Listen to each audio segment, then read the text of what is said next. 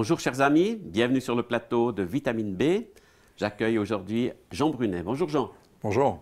Tu viens d'où en fait? Alors je viens du sud-ouest de la France. On habite en dessous de Auch, pour ceux qui sont, c'est à l'ouest de Toulouse, et nous habitons au sud, à 40 km. Tu as toujours habité en France?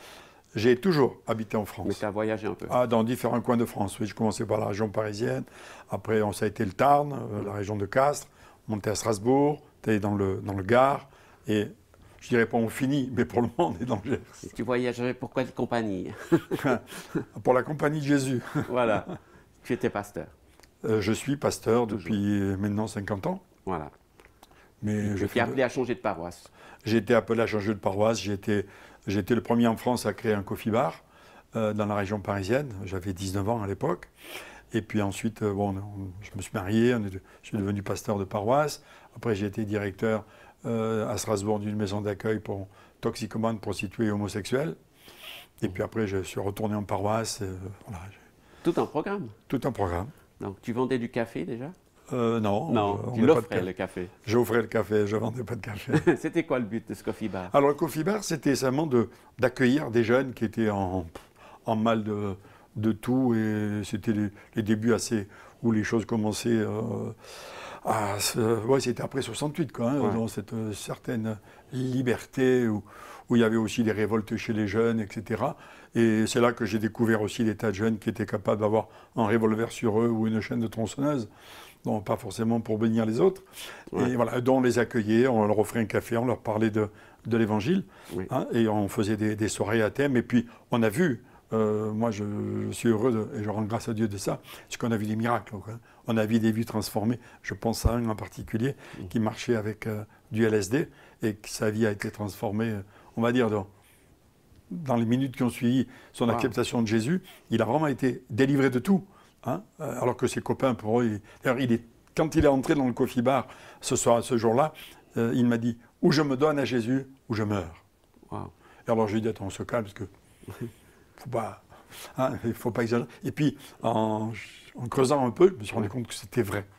Et donc j'ai pu le prendre à part, prier avec lui. Alors c'était très particulier, parce qu'il est arrivé... le dimanche matin, il est arrivé au culte dans une église qui était quand même BCBG. Voilà. Alors, avec un pantalon qu'il avait dû... Il y a longtemps que je n'avais pas rencontré une machine à laver. Voilà. Comme il était la veille. Ça. Alors ça a choqué un peu les gens. Mais je leur ai dit, mais c'est seulement l'exaucement de vos prières. Donc voilà. Et ensuite, tu as développé ça en une maison d'accueil, mais c'était ailleurs. Alors là, j'ai développé, c'est pas moi qui ai développé, ce sont des frères, des amis à Strasbourg qui, eux aussi, avaient commencé à faire de l'accueil, on va dire, individuel, chacun un peu dans sa maison. Et puis un jour, ils se sont retrouvés en disant, mais pourquoi on ne ferait pas quelque chose? Et c'est là qu'ils ont... alors c'est allé très loin, parce que même la municipalité a dû changer certains plans pour leur donner cette maison qu'ils ont entièrement restaurée. Et puis après, ils m'ont appelé pour la conduire pendant 5 ans. Donc c'était un vrai travail social. C'était un vrai travail social où le matin, j'amenais ces jeunes au Pôle emploi pour voir s'il n'y avait pas du travail, donc les conduire, les présenter à des employeurs et puis à côté de ça, s'occuper d'eux, quoi. Leur apprendre des fois à vivre. C'est ça. Parce qu'il y en avait certains qui avaient complètement disjoncté. C'était comme un père pour eux. On peut dire ça comme ça. Mais là aussi, on a vu des miracles, quoi. Là, on a vu vraiment la grâce de Dieu retourner des vies, quoi. Et ça, c'est extraordinaire, quoi. Voilà. Donc, tu as continué après dans le travail pastoral J'ai continué le travail pastoral avec toujours cette envie d'être impliqué dans la société, puisque, dans un des postes que j'ai occupé en tant que pasteur, j'ai été président de l'association des parents d'élèves et entraîneur-joueur de l'équipe de foot. Waouh. Voilà, et ça aussi, les parents d'élèves, je les ai laissés de côté, mais après, dans la dernière paroisse que j'ai eue, j'étais aussi un des responsables du club de foot, quoi, et je jouais. D'accord. Donc c'est toujours un peu du social, hein? Ah oui, mais l'évangile est social. C'est ça. L'évangile est social. On peut pas sortir, hein, je veux dire, on ne peut pas seulement... Qu'est-ce que ça veut dire s'occuper de l'esprit ou de l'âme de l'individu, quoi, hein, on est tridimensionnel.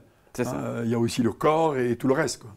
Et on peut pas couper. C'est Wilkerson qui disait à Nicky Cruz, hein, si tu me coupes en rondelles, chaque rondelle te diront que Jésus t'aime. Et là, c'est pareil, quoi. On ne peut pas couper les gens en morceaux, c'est pas possible. C'est ça. Et donc, toi, tu as mené toujours la dimension spirituelle dans tous ces travaux sociaux. Tout à fait. Tout à fait. Comme maintenant dans une entreprise. mais comme maintenant dans une entreprise. Tu vends des oranges, tu les apportes aux prisonniers? Non. Alors c'est ce que me disait un pasteur une fois. Il prêche la délivrance et il vend des oranges. C'est un peu... Non, on vend des oranges sur toute la France entière, dans les comités d'entreprise, et on fait aussi que le particulier. On ne vend pas dans des supermarchés, etc. Ça n'a pas du tout la stratégie que Dieu m'a donnée à ce niveau-là. Voilà. Donc voilà, et ça. Et les gens savent qui nous sommes, pourquoi nous le faisons, pour aider des amis en Sicile qui ne vendaient pas leurs produits. Et ce que j'ai appris il n'y a pas très longtemps, par quelqu'un qui nous prend des oranges, qui est ancien dans une église, et qui me dit, mais par les oranges, ça me permet de témoigner. Et il y a à peu près 10 personnes par an, par saison, qui se convertissent à cause des oranges. Ça paraît fou. Quand j'ai appris ça, nous étions super heureux, mais je veux dire, la dimension que ça peut apporter, quoi. Donc ton but, c'est pas mercantile, c'est pas financier, c'est pas économique. Non, c'est pas économique. C'est économique pour eux en Sicile, parce qu'on arrive aujourd'hui à faire vivre plus de 150 familles par les oranges. Mais le but, c'est pas... Pour nous, bon, il faut que la structure tourne. Il faut que ça fonctionne. Quand on a 15 employés, ben, il faut quand même les payer tous les mois. Voilà. Puis bon, il y a toutes les charges d'une entreprise. Mais le but, c'est pas de s'enrichir personnellement. Comme je dis toujours, moi, je suis arrivé nu. Et bon, on m'habillera dans le cercueil par décence. Mais ça ne va pas changer grand-chose, quoi. Et le but, c'est pas de s'enrichir. Le but, c'est au contraire, c'est de promouvoir le royaume de Dieu et de pouvoir aussi donner à ceux qui en ont besoin. Voilà. Donc la Bible est très concrète. Ah oui, ça c'est l'incarnation, c'est la vraie incarnation. Voilà. Et il y a un verset que tu as choisi de partager avec nous, c'est lequel aujourd'hui? Alors c'est Éphésiens chapitre 2, verset 6. Voilà. Alors je vais le lire. Il nous a ressuscités et nous a fait asseoir avec lui dans les lieux célestes en Jésus-Christ. En fait, tu as déjà vécu une résurrection? Oui. Quelque part. La nouvelle naissance. La nouvelle naissance. La nouvelle naissance. C'est un changement on dirait un changement de mentalité. Voilà. Du changement de position, tu es assis. Complètement. Et pour moi, c'est le plus important. Ce n'est pas quelque chose qui est en devenir. Je trouve que dans nos milieux, on a toujours tendance à voir les choses dans l'éternité, au ciel. Au ciel, tout sera parfait. Voilà. On ne va pas discuter de ça, on ne va pas faire de l'eschatologie. Mais non, c'est notre position aujourd'hui. Voilà. Aujourd'hui, je suis assis en Christ. C'est-à-dire que ça change aussi toute ma façon de prier. Oui. Je ne prie pas de la terre au ciel, mais je prie du ciel pour la terre. C'est-à-dire que je peux prendre ce qui est au ciel pour l'amener sur la terre. Tu es déjà monté au ciel? Non, mais spirituellement, oui. C'est ça. Non, je ne suis pas monté au ciel. Et puis, je ne vais pas dépenser, j'ai entendu ce matin qu'il y en a qui dépensaient, je crois, 250 000 $ pour essayer de monter là-haut. Non, ce n'est pas mon truc. Puis, je n'ai même pas dit que je le rencontre. Donc, je ne vois pas pourquoi je... Non, non. Mais pour toi, cette dimension spirituelle, elle est fondamentale. Ah oui. tout part de là. C'est clair. Comment tu l'expliques à quelqu'un qui a de la peine à le saisir? Ben, je pense que en discutant avec les gens, voyons qu'aujourd'hui, c'est la cata. Et puis, avec tout ce qui se passe sur le plan sanitaire aujourd'hui, le nombre de gens qui ont plus d'espérance. Oui. Je disais récemment à quelqu'un, si vous regardez les informations le soir, si vous n'avez pas d'espérance, il n'y a qu'une solution, quoi. Hein. C'est de se faire péter le caisson, parce que bon, c'est hyper déprimant. C'est ça. C'est hyper déprimant. Il n'y a pas beaucoup de bonnes nouvelles. Non. Mais alors, ce qui est quand même important, c'est que dans toute cette situation, sachant quand même que Dieu reste aux commandes. Oui. Et qu'il n'y a pas de hasard. Hein, il n'y a pas de hasard.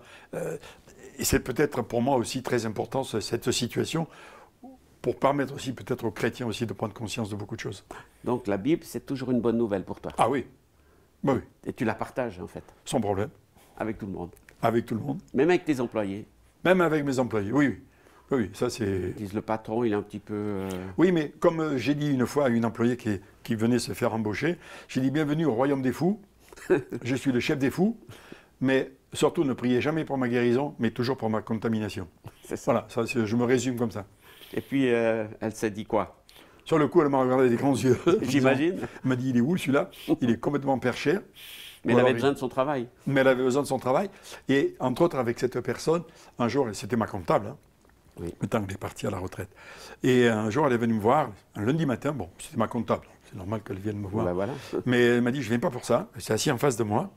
Elle m'a dit, voilà, je trimballe quelque chose un gros problème depuis 30 ans. Je n'en ai jamais parlé à personne. Ça me pèse. Et tu es le seul qui va pouvoir me comprendre et qui ne va pas me juger. Wow. Et donc, pendant 3 heures, Elle a déballé son truc, là. Aux frais de l'entreprise. Aux frais de l'entreprise. Oui, je l'ai payé pendant 3 heures pour une confession, si j'ose dire. Voilà. Mais ça s'est super bien passé. Après, elle m'a sauté au cou en me disant « Maintenant, tu es mon ami ». Wow. Donc, c'est un pasteur qui travaille dans un bureau, en fait. Un pasteur qui travaille dans un bureau, qui gère une entreprise et puis qui gère du personnel. Et ça se passe bien. Moi, j'ai eu prié pour une employée qui avait des problèmes de dos et qui a été guérie comme ça. Et puis, c'est toujours étonnant, quoi. Mais, alors, bien sûr, on ne va pas dire qu'elle s'est convertie. Elle fait un cheminement. On a posé des graines. Voilà. On a posé des graines. Et du coup, il y a profond respect. Et les choses se passent bien. Donc, tu n'as pas peur de changer de casquette, en fait. Tu es aussi pasteur, mais tu es aussi chauffeur. Oui, j'ai conduit des 40 tonnes pendant longtemps. Voilà. Mais c'est... C'était un plaisir. Ah oui, c'était... Non, mais quand tu sais pourquoi tu fais les choses, Voilà. hein, que ce n'est pas une corvée parce que bon, c'est économique, il faut manger, etc. Mais tu sais que ce que tu fais, c'est parce que Dieu te l'a demandé. Tu es prêt à tout faire. Ça change tout. Ouais, c'est ça. Ça change tout. Ouais. Donc, tu as voyagé pour transporter des oranges depuis la Sicile. Oui, je suis descendu pendant longtemps, au début de l'entreprise. On allait chercher nous-mêmes nos oranges. Et la dernière année où j'y roulais, je descendais avec ma semi, je faisais 2 voyages par semaine. Voilà. Et puis maintenant, c'est les autres qui le font. Maintenant, c'est un transporteur qui le fait parce que, bon, économiquement parlant, c'est plus avantageux.